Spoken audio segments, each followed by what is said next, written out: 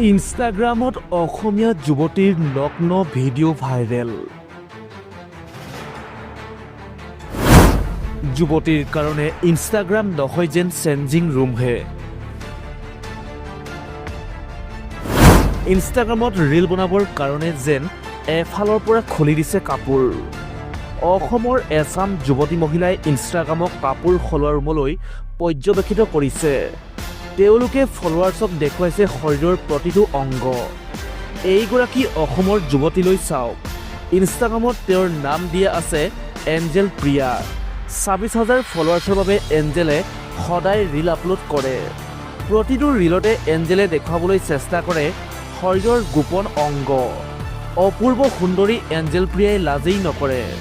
ইনষ্টাগ্ৰামৰ celebrity reel star Angel প্ৰিয়াৰ আচল নামটো আকৌ বেলেগ। তেওঁ ডেকাসকলক উদ্দেশ্যি অশ্লীল কথা ক'বলৈও লাজ নকৰে। সংগম কৰিবলৈ মন থাকিলে তেওঁ জনাবলৈ এঞ্জেলে অনুৰোধ কৰে।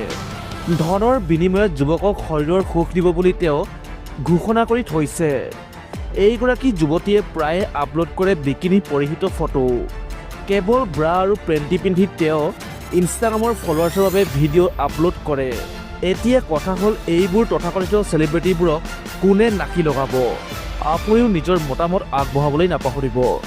News desk report, DNB digital Assam.